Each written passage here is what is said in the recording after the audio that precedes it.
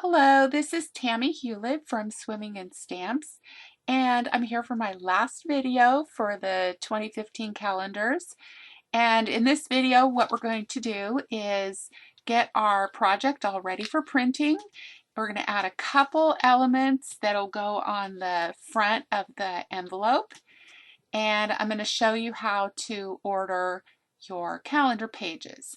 So the first thing I'm going to do, I'm in my calendars, I'm on the last page, and I've unlocked this one page, and I've also removed all the grid lines. To do that, make sure that this little box is checked that says show grid lines, and here, let me just put one back in so I can show you how to remove them. You go up to the top where the ruler is and just throw them away. I remove my grid lines because then I can go through my project and check it really thoroughly before I send it for printing. So that's something you're going to want to do. You're going to want to go to every page, zoom in really close, and check all the alignment and all the little details to make sure that you're really happy with it before it goes to print. But before we're going to do that, I'm going to move these last two pages just a little bit. So you saw I drew a box around everything that highlights everything on those pages. And I'm going to just move it up a teeny bit, still leaving some like 1/2 inch margins on the top. And that will give me some room to add the elements down here. Now, I'm not going to go through how to do that because it's all stuff we've done before. I just brought this banner in over from Beautiful Today and recolored it, and then I spelled out the words calendar using the Beautiful Today letters.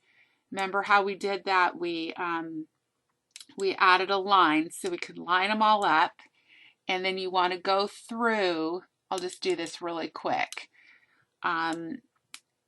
Go through and put all the letters on the line without changing the size, and once you get them all on the line, highlight them all, group them, and then scale them down to put onto your banner.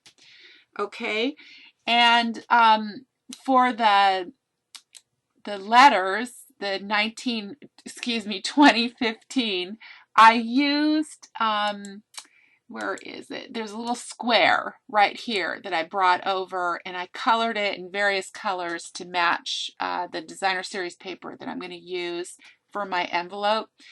And I did have to scale this down quite a bit. But what I did was I colored it different colors that matched my designer series paper, but I also went through and clicked the mirror and the flip so that each box looked different and it didn't look all uniform. So that was just a little trick there.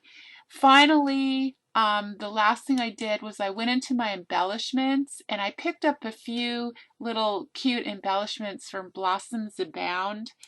I brought in this flower, and I brought in some leaves, this leaf right here. And I just kind of put them in the margins of my paper, making sure that I still had enough on the borders to make sure that it would print. And I scaled this down a teeny bit.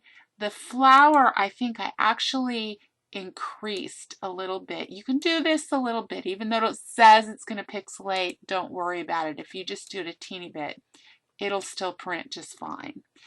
Okay, so you want your banner to ultimately be the size that it imported. These boxes should be about the size, when you have 4 of them, you want them to basically be about the size of this part that's going to say calendar, so that you know how to size it. Okay, so when you're done and you have gone through and checked your whole page, go through each page, highlight on it, go up here to the view and the zoom so that you can Remember how to do this. Canvas zoom, go way up to 400 so you can just go through your whole project, check and make sure everything's all lined up. Go through every page like that. Make sure you're really happy with it. Okay, so that's the first step. Then, let's see, then you're going to want to zoom back out once you're, let's say we've gone through everything and you're all okay. Then you're going to want to make sure everything's nice and locked down, and you're going to want to save everything. Okay, so now at this point, you can print these out on your home computer just fine. They're on 8.5/11 paper. It should be fine. And if you want to do that, just say File Print. This is how I do it. I go through, I make sure the right pages are selected. I go to Options, and I always hit Custom under Image Size. I'm going to come back to that in a second. Then under More Settings, I also hit Custom. And I will go down and make these measurements as small as possible for my printer. Then I go back to Options, and I increase the width till the maximum and the height. Now you can see that the whole page is going to show, and if I look at that last page, oh here, you can go through these little buttons. I can go through the last page, and I can see that all those things I added are going to print. None of them are outside of the borders. So if you want to print at home, just do it like that, hit print, and you're fine. Okay, I'm going to hit cancel. If you want to print at Stampin' Up, I am going to go through that now. So actually, you know what? I'm going to do that in another video because I don't want to time out.